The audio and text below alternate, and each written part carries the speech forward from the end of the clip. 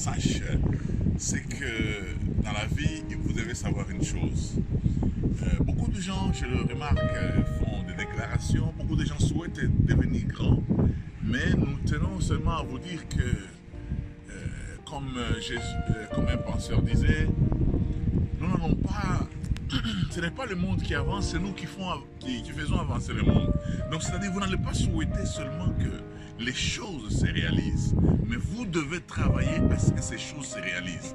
Quand bien même la grâce de Dieu est sur vous, mais vous devez arriver à comprendre une chose, que vous devez y mettre de l'intelligence. Vous ne devez pas dire que tout est à la... Tout, c'est la volonté de Dieu. Même les mauvaises choses qui vous arrivent, vous devez les contempler unanimes. Vous devez les contempler comme si cela n'était que vous étiez condamné à cela. Non, vous n'êtes pas condamné à cela.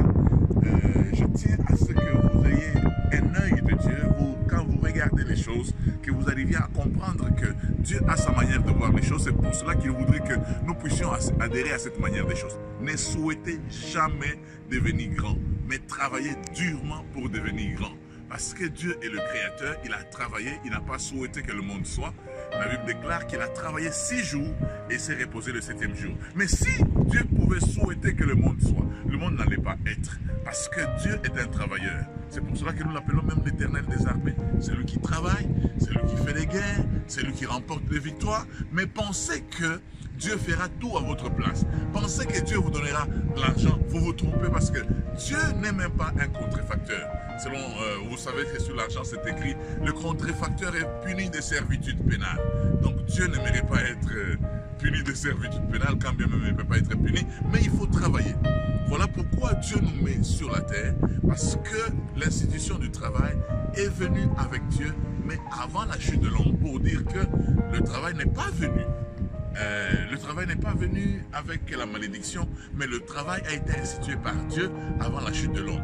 Donc le travail est une bénédiction. Je voudrais dire à tous ceux qui sont en train de nous suivre pendant ce temps, qu'ils arrivent à comprendre que quand Dieu dit une chose, il va l'appliquer. Nous voulons être comme Dieu, mais soyons travailleurs.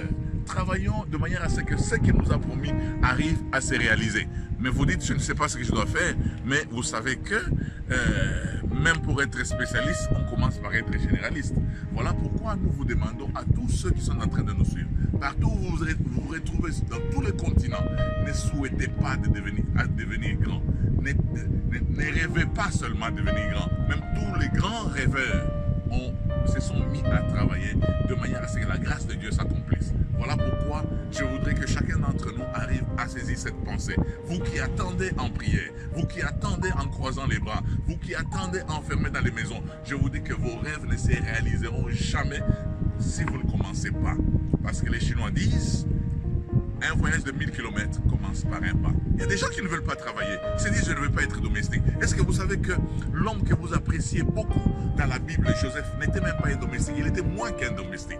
Joseph était esclave. Non seulement esclave, étranger. Non seulement étranger, en prison. Comprenez que Joseph était moins que vous. Mais c'était un travailleur. C'était un travailleur. Voilà pourquoi nous tenons à vous dire que tous ceux qui sont en train de suivre, chrétiens de partout dans le monde, arrêtez de rêver, arrêtez de penser que Dieu fera. La vie ne se fera que sur un coup de bâton magique. Vous rêvez. Dieu veut que vous puissiez commencer petit afin de réaliser des grandes choses. Que le Seigneur vous bénisse.